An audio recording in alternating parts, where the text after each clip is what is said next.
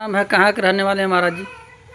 मेरा नाम है सागर गिरी महाराज। जी। आवाहन अखाड़ा मेरा है जी।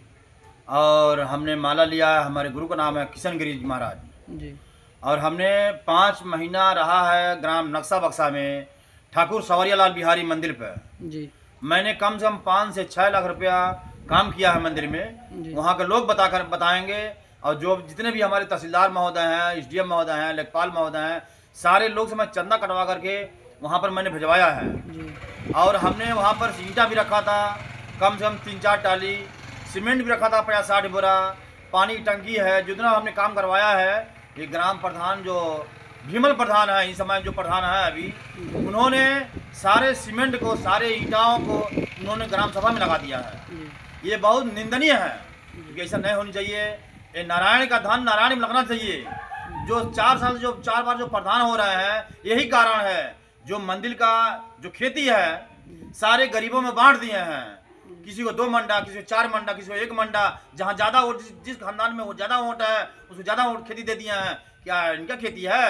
मैंने उनसे पूछा ग्राम प्रधान जी से, प्रधान जी आप ऐसा अत्याचार क्यों कर रहे हैं? आप इतना तांडव क्यों कर रहे हैं? आप जो मंदिर के नाम से खेती था जी, वो प्रधान जी अपने कार्यकाल से अपने हिसाब से बांटे हैं। वो अपने स्वयं बांटे हैं। मैंने 5 महीना रहा है, सारा खेती को गरीबों में बांट दिया है। और उसी के चलते वो अपना प्रधान चुनाव लड़ रहे हैं। 20 साल से जीत रहे हैं उसी लिए। अगर खेती, अगर आज आप मंदिर अगर ले लाए अपना खेती, तो कैसा प्रधान, ऐसा प्रधान ही बहुत निंदनीय है। जो जितना भी काम किया है, जितना मैंने काम किया है, वहाँ के लोग बताएंगे जो मैंने कितना काम किया हूँ। जो मंदिर पे आप 4 टाली ईंटा और सीमेंट गिरवाए थे, सारा ग्राम सभा में लगा दिया उन्होंने। तो आप उस पे उनसे पूछे नहीं, कुछ बात नहीं? उन्होंने कहा कोई बात नहीं, हमारे गांव के नाम से मिला है, मैंने गांव में लगा दिया हूँ।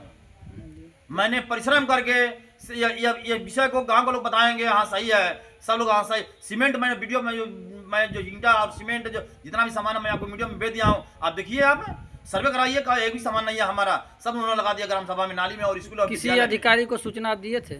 मैंने डीएम को सब दिया था, तहसीलदार को मैं कई बार 4-5 बार मैंने एजारस किया हूँ, मगर कोई सुनने वाला नहीं है। थाने पर दरखास्त भी दिया था, सबको बताया था मैंने। लास्ट में हमारा 16,000 रुपया उन्होंने चोरी करवाया और वही 16,000 रुपया हमको वापस दे करके हमको उन्होंने कहा बाबा जाइए अब हमारे मंदिर से। मैंने कहा कोई बात नहीं, हम तो साधु हैं, कहीं भी रह सकते हैं अपना, हम कहीं मंदिर बनवा सकते हैं हम। मगर उन्होंने थोड़ा विचार नहीं किया जब मैं क्या कर रहा हूँ।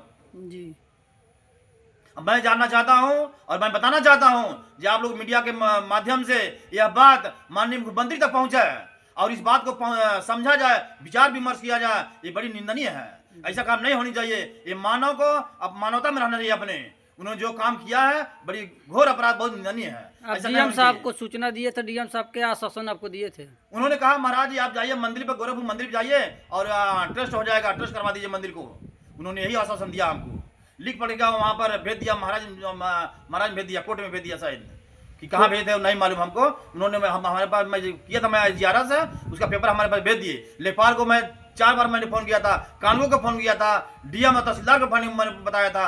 कोई कार्रवाई नहीं हुआ? कोई कार्रवाई नहीं हुई। यहाँ तक मैं तहसील दिवस में बताया था, जिस टाइम में डीएम अनुनय झा भी थे, उस टाइम वहाँ पर मैंने कहा था। उन्होंने कहा बाबा धैर्य रखिए, आप सब लोग कहा था धैर्य रखिए, धैर्य रखिए।